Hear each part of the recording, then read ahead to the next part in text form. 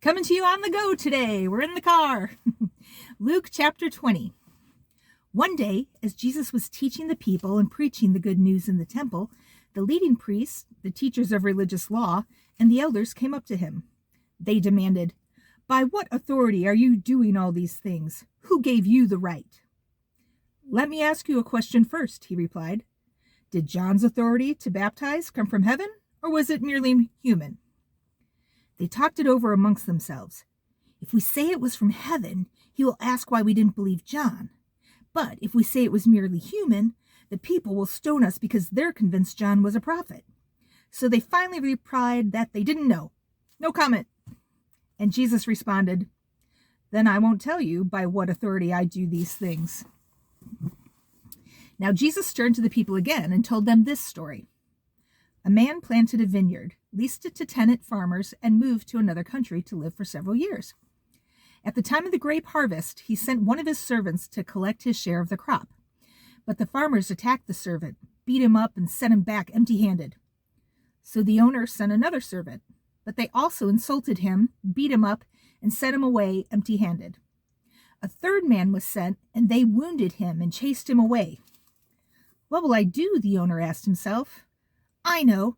I'll send my cherished son. Surely they will respect him." But when the tenant farmers saw his son, they said to each other, "Here comes the heir to this estate. Let's kill him and get the estate for ourselves." So they dragged him out of the vineyard and murdered him. "What do you suppose the owner of the vineyard will do to them?" Jesus asked. "I'll tell you.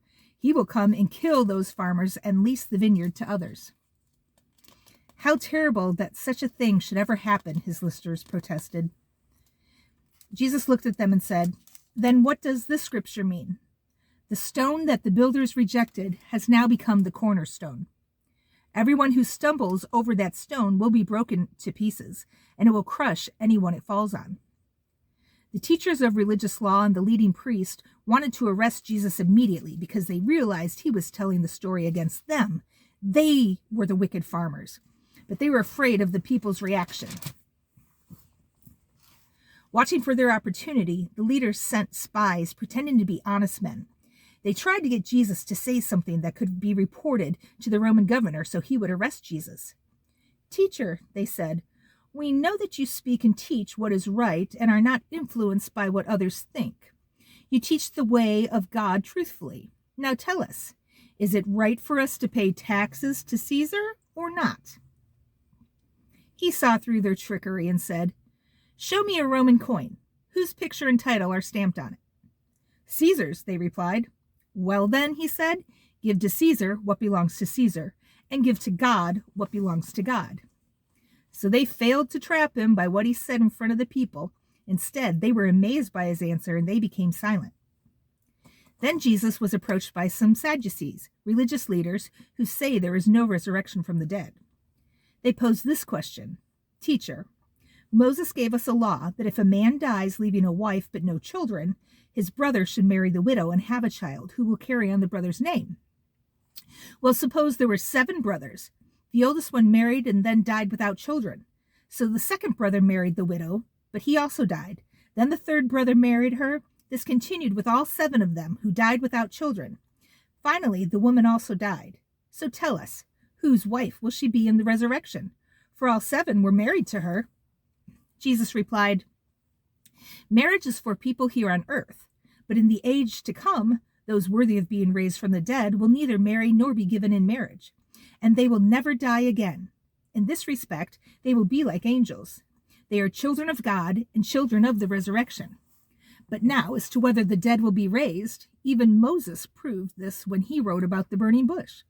Long after Abraham, Isaac, and Jacob had died, he referred to the Lord as the God of Abraham, the God of Isaac, and the God of Jacob. So he is the God of the living, not the dead, for they are all alive to him." "Well said, teacher," remarked some of the teachers of religious law who were standing there, and then no one dared to ask him any more questions. No more questions. Then Jesus presented them with a question. "Why is it," he asked, "that the Messiah is said to be the son of David? For David himself wrote in the book of Psalms, 'The Lord said to my Lord, Sit in the place of honor at my right hand until I humble your enemies, making them a footstool under your feet. Since David called the Messiah Lord, how can the Messiah be his son?"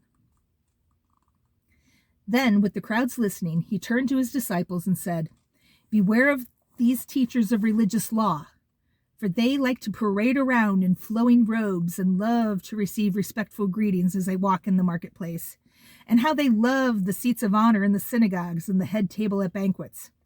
Yet they shamelessly cheat widows out of their property and then pretend to be pious by making long prayers in the public. Because of this, they will be severely punished." And that is all for today. Tomorrow's my birthday, and we will read Luke 21.